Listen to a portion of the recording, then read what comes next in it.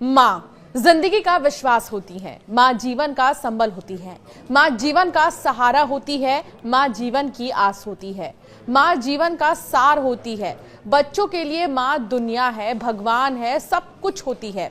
और रही बात बच्चों की, तो बच्चों से ही माँ है। बच्चे माँ की दुनिया होते हैं। औरत चोर हो, डाकू हो, कातिल हो, कुछ भी हो, लेकिन वो अपने बच्चे के लिए सिर्फ माँ होती है।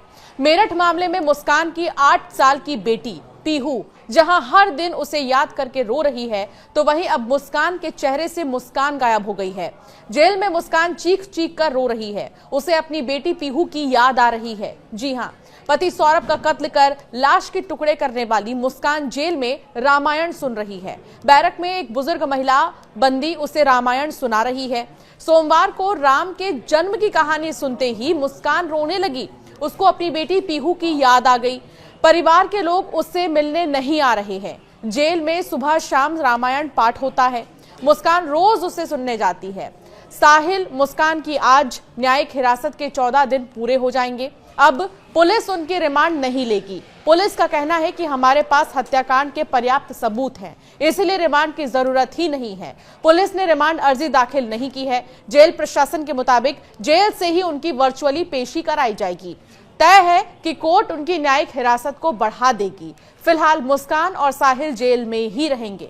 रविवार को सांसद अरुण गोविल जेल में आए थे। उन्होंने बंदियों को रामायण दी थी। मुस्कान ने भी रामायण ली, मगर वो रामायण पढ़ नहीं पा रही है क्योंकि उसकी एजुकेशन क्लास 9 तक की ही है और रामायण क्योंकि अवधि में लिखी होती है तो उसे और भी ज्यादा मुश्किलें हो रही हैं। वो सामान्य हिंदी तो पढ़ लेती है लेकिन चौपाइयां नहीं पढ़ पाती है, इसीलिए वो अपनी बैरक में मौजूद एक बुजुर्ग महिला से रामायण सुन रही है। इसके अलावा जेल में हर रोज रामायण पाठ होता है। मुस्कान वहां जाकर रामायण सुनती है। तो वहीं जेल सूत्रों के अनुसार जेल में मुस्कान को दूसरी बंदी महिला ने रामायण का बालकांड सुनाया। इसमें जैसे ही राम जन्म की कहानी आई, उसे सुनकर मुस्कान अपनी बेटी को याद करने लगी और चीख चीख कर रोने लगी। उस महिला बंदी ने मुस्कान को समझाया और फिर चुप कराया। 19 मार्च को साहिल और मुस्कान को जेल लाया गया था। दोनों नशे की लत की वजह से परेशान थे।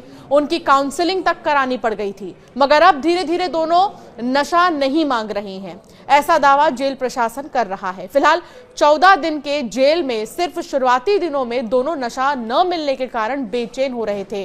खाना नहीं खा रहे थे, सो नहीं रहे थे ठीक से और करवटें बदल रहे थे। उन्हें कुछ दवाइयां भी दी गई थी। अब दोनों अपनी अपनी बैरक में शांति पूर्वक बैठे रहते हैं। मुस्कान अब सिलाई कढ़ाई के लिए ट्रेनिंग ले रही है, जबकि साहिल खेत पर सब्जी की बुआई कर रहा है। मेरठ में सौरभ राजपूत मर्डर के 27 दिन बीत चुके हैं। इस हत्याकांड में 3 स्तर पर जांच चल रही है। पहली पुलिस के स्तर पर, दूसरी फॉरेंसिक जांच हो रही है और तीसरी cyber cell. Police case diary, cyber cell की मोबाइल जांच के बाद अब फॉरेंसिक टीम की जांच में कई चौंकाने वाले खुलासे सामने आ रहे हैं। एक तरफ जहां मुस्कान को अपनी गलती का पश्चाताप है, तो दूसरी तरफ अब मुस्कान रामायण सुनकर अपने किए पाप का प्रायश्चित करना चाह रही है। प्रायश्चित का अर्थ क्या होता है? मन, बुद्धि और कर्मों का शुद्धिकरण ही प्रायश्चित है।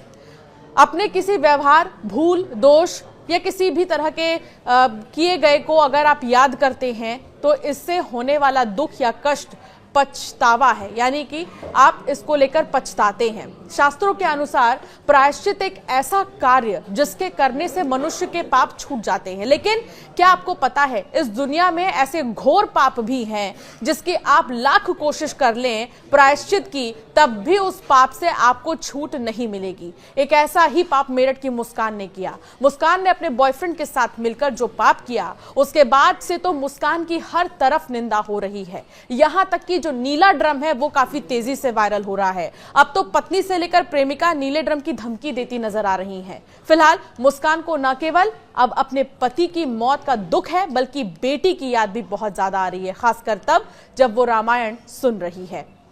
आपका क्या मानना है इस वीडियो पर? जरूर हमें कमेंट कर बताएं और ऐसे कई वीडियोस के लिए हमें सब्सक्राइब करना ना भूलें।